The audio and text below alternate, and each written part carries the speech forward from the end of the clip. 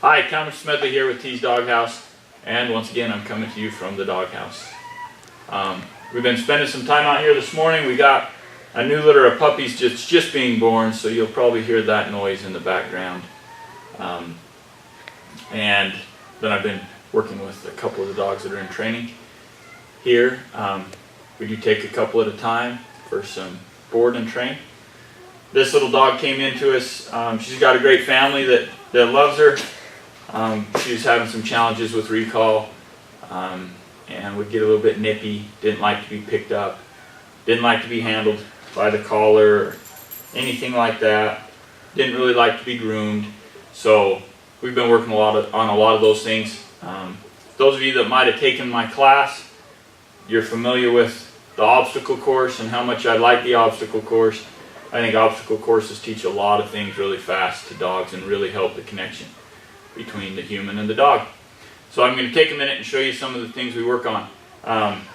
In communication with dogs, we use a lot of positive pressures, a lot of negative pressures. Positive pressures are their desire for things, whether it's to interact, anything that they desire to gain or to do. Treats, interaction, toys, going places with you, all those things are things that the dog desires. I like to call them their dreams. And we want to make those dreams come true. Those are positive pressures. Negative pressures are anything they're moving away from. It can be the space around me. It can be the leash. It can be their desire not to do something. They'll show you that by moving away from what you're going to ask them to do. You go to brush them and they want to move away from it. At that time, that's a negative pressure.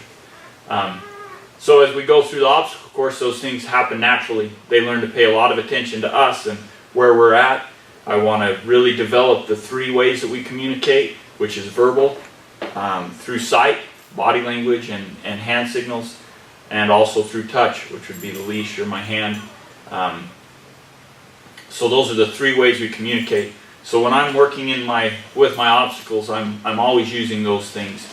I want to teach the dog how to follow all 3 things separately or together. So you'll see that, and I'll talk a little bit about that while I'm going along. So Nova will sit when I ask her to with the leash. She'll lie down when I ask her to with the leash. I like to build, in the obstacle course you can build a lot of fine movements or fine reaction to touch or to the leash pressure. I think the more we do of that, it's so much easier when we go on walks or those kind of things, because they really understand how to follow the lead. So you can see she can just follow that lead pressure anywhere I want, sit anytime I want, without any verbal commands there. Good. Good. Come here. Get up. Sit. Lie down. Sit. Sit. Good. Get up. Good girl. Good girl. Good. Yes, good. Good. Good. That's a girl. Good. Get up. Good girl. Good girl. Get up. Get up. Good girl. Off. Good. Sit. Lie down.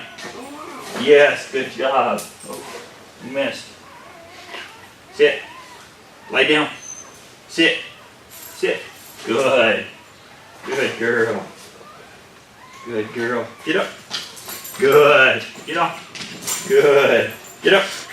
Good. Off. Good. Yes.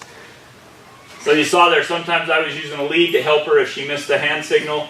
Sometimes I was making sure my hands were still, my body was still, and I was just giving the command, sit. Good. Yes. Lots of verbal praise to let her know she's doing things right. The marker words I like to use are good and yes, and I use them readily. I think dogs learn, they learn what not to do by correction, but they learn what to do by the verbal markers, the positive markers. And so we want to use those a lot to help keep the dog excited and knowing that they're doing what we want. Come here.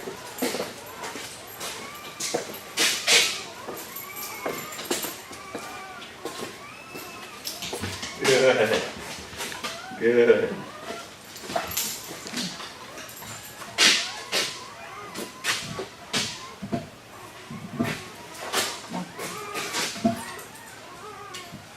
Good. Good girl. Yes, good.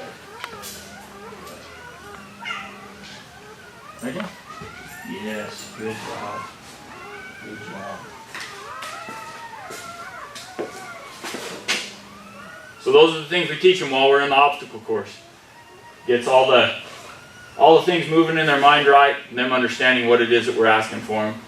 Like I've said many times, I believe that we need to teach our dogs to look to us for leadership, for guidance, for their needs to be met, and for their dreams to come true.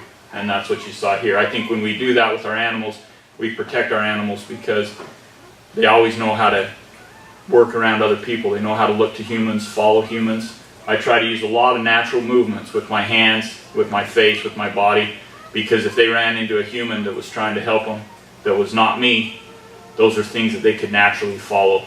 You know, they would naturally know how to follow what that human is doing, which protects our dogs. If they ever need to be rehomed, if they ever get lost and picked up by anybody, strangers that come around, all those things, come here, get up, get up.